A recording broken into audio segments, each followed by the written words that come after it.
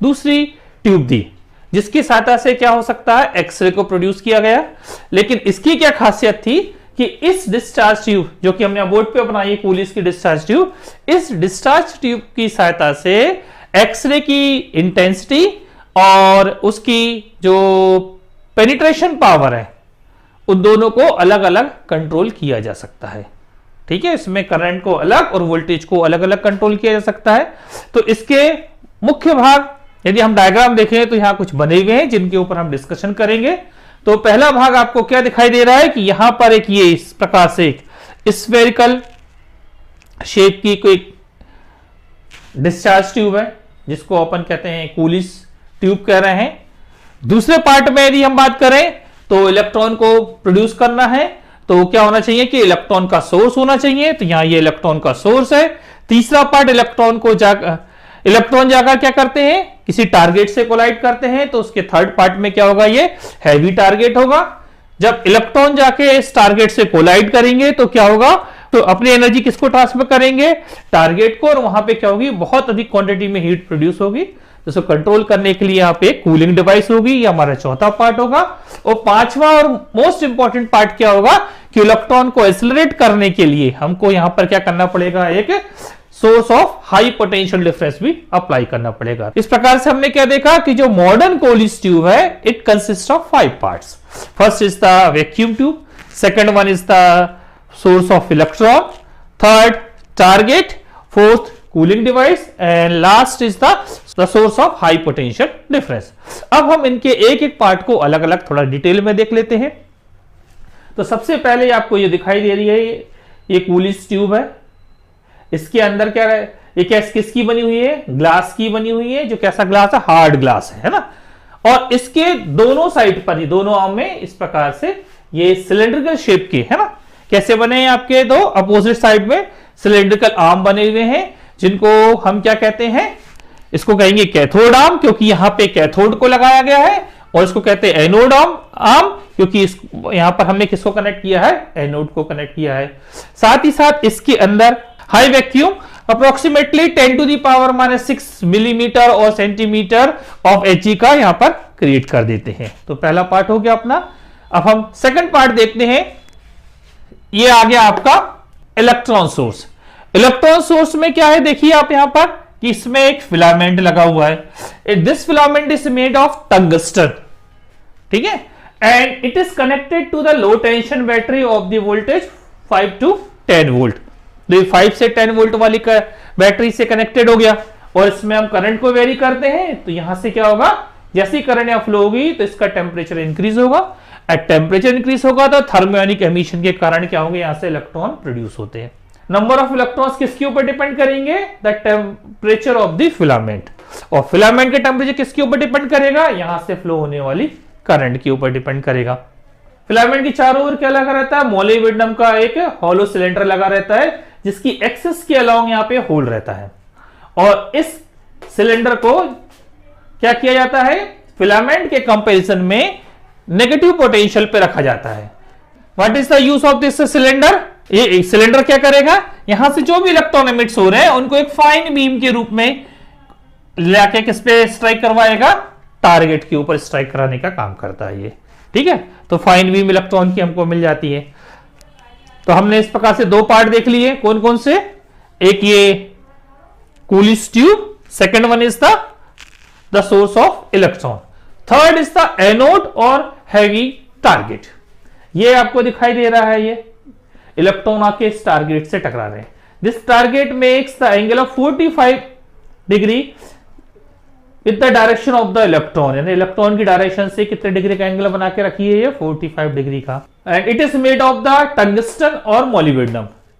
Tungsten और molybdenum को हम इसलिए चूज करते हैं क्योंकि इसका जो एटॉमिक वेट होता है, हाई एटॉमिक वेट की बात करें, है ना, इनका वेट क्या होता है, हाई एटॉमिक वेट। क्योंकि टंगस्टन का एटॉमिक मास क्या होता है, हाई होता है, और साथ ही साथ क्या होता है, इसका मेल्टिंग पॉइंट भी क्या होता है, ये भी हाई होता है। तो जो टारगेट है उसकी दो विशेषताएं हमने देख ली कि हाई मेल्टिंग पॉइंट और हाई एटॉमिक मास होता है। हाई मेल्टिंग पॉइंट इसलिए रखा है कि यहां से जो इलेक्ट्रॉन आएंगे इसे कोलाइड करेंगे तो अपनी एनर्जी पूरी की पूरी इसको ट्रांसफर कर देंगे। तो वहां पे क्या होती है, बहुत अधिक क्वांटिटी में, ह्यूज क्वांटिटी में क्या होती है, हीट प्रोड्यूस होती है। उस हीट से ये मेल्ट ना हो जाए, इसलिए ये जरूरी है कि इनका जो मेल्टिंग पॉइंट है वो हाई होना चाहिए। अब इसकी हीट को ट्रांसफर करने के लिए क्या कर देते हैं, इसको एक कॉपर के एक हैवी ब्लॉक से कनेक्टेड कर देते हैं। कॉपर के एक हैवी ब्लॉक से इसको कनेक्ट कर दे रहे हैं। क्यों? क्योंकि कॉपर की जो थर्मल कंडक्टिविटी है वो भी हाई होती है। तो थर्ड प्रॉपर्टी क्या होगी आपकी, हाई थर्मल कंडक्टिविटी।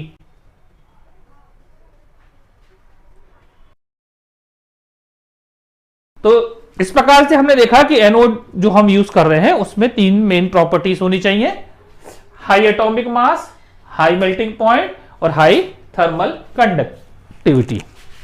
ये एनोड है ना। क्यों एनोड कहला रहा है, क्योंकि ये देखो आप, ये जाके प्लस से कनेक्टेड है और this is act as the cathode.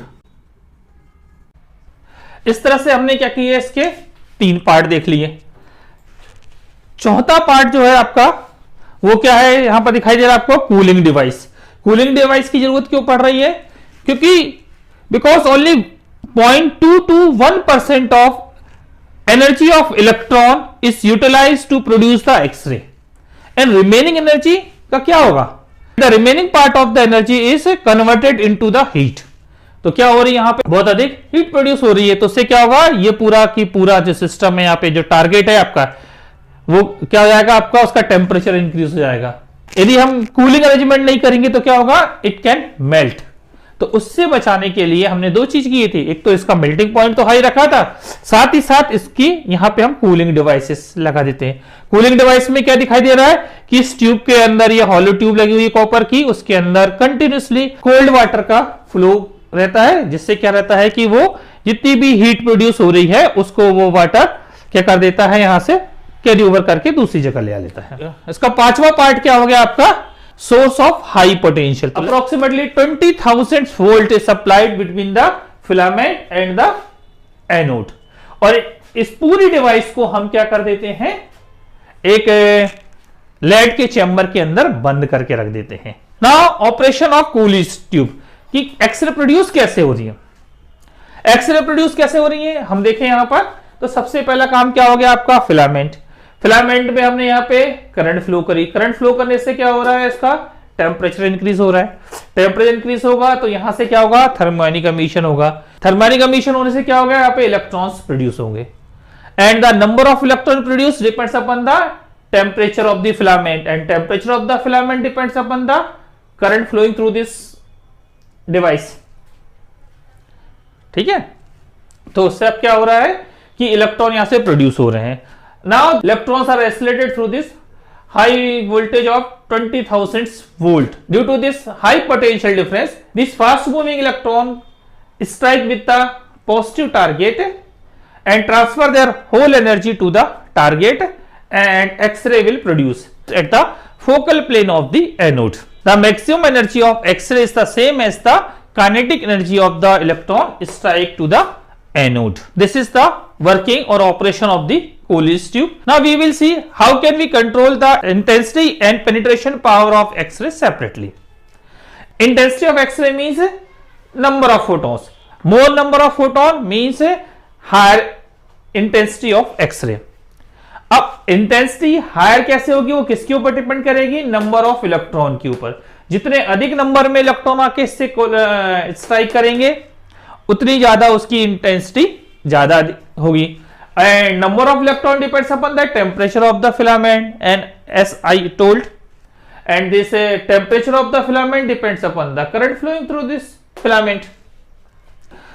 As we increase the current through this filament, its temperature increases, hence number of emitted electrons increases, and this number of electron increases means the more X-ray photon will produce, means intensity of X-ray will increases, means you will get the high intensity X-ray. अब यदि हम इसकी penetration की power की बात करें तो X-ray की पेनिट्रेशन पावर मींस उसकी एनर्जी कितनी है X-ray में, वो किसके ऊपर डिपेंड करती है, वो इस अप्लाइड वोल्टेज के ऊपर डिपेंड करती है। आपने हायर पोटेंशियल डिफरेंस अप्लाइड किया एनोड और कैथोड के बीच में, तो electron will get the more energy, means उनकी काइनेटिक एनर्जी क्या होगी, इंक्रीज हो जाएगी।